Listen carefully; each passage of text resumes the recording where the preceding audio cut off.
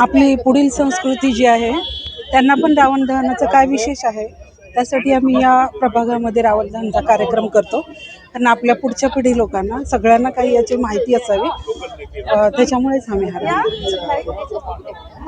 याचं धार्मिक मूळ कारण एक महत्त्वाचं सांगायचं आहे की काही हिंदू धर्मावर टीका करणारे जे मंडळी आहेत ते असं म्हणतात की रावण हा दशग्रांती ब्राह्मण होता तरी तुम्ही त्यांचं दहन का करता। याच्यामध्ये सर्वात महत्त्वाचं धार्मिक कारण म्हणजे रावणाचा अंत्यविधी हा झाला नाही आणि तो अंत्यविधी करण्याचं काम आम्ही गेले अनेक वर्ष हिंदू समाज करतोय, कारण की 13 संस्कारांपैकी अंत्यसंस्कार हा 13वा संस्कार असतो आणि तो संस्कार करण्याचा आम्ही प्रयत्न करत असतो। त्याच अनुषंगाने रावणाने ज्या कृत्या केल्या, त्या काही वाईट कृत्या केल्या, त्याचंसुद्धा दहन या माध्यमातून केलं जावं म्हणून हा रावण दहनाचा कार्यक्रम आम्ही गेले अनेक वर्ष करतोय। गेली काही वर्ष भारतामध्ये माननीय मोदीजी पंतप्रधान झाल्यापासून खरं तर रामराज्याची सुरुवात झालेली आहे, पण असं असलं तरी देखील या देशामध्ये भ्रष्टाचार असेल, खोटं नॅरेटिव्ह असेल किंवा मग वेगवेगळ्या प्रकारचे जे दुष्ट प्रवृत्ती आहेत त्या आपल्याला समाजामध्ये दिसतातच आहेत।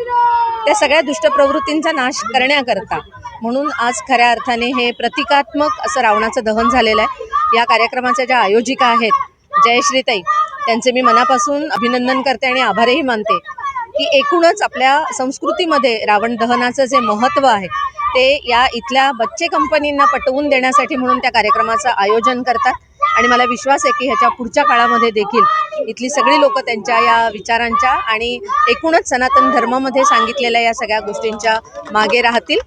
सगळ्यांना दसऱ्याच्या शुभेच्छा। येणारं वर्ष सगळ्यांना समृद्धीचं जावो आणि त्याचप्रमाणे महाराष्ट्रावर आलेलं हे जे ओल्या दुष्काळाचं संकट आहे ते देखील देवीने लवकरात लवकर त्याचं निराकरण करावं अशी तिच्या चरणी प्रार्थना करते।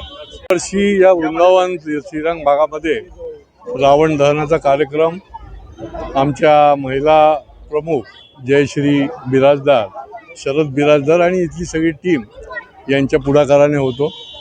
आता संध्याकाळपासून हा तिसरा रावणाचा आम्ही दहन केलं आहे।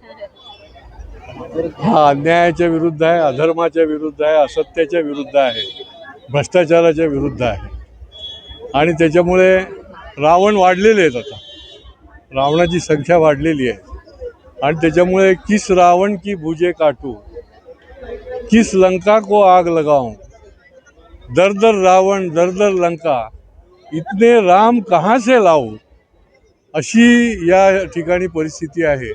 दहशतवादाचा रावण आहे, या ठिकाणी नक्षलवादाचा आहे, भ्रष्टाचाराचा आगडोंब आहे आणि त्याच्यामुळे हे एका दृष्टीने याचा नाश करण्याचा संकल्प करण्याचा देखील हा दिवस आहे।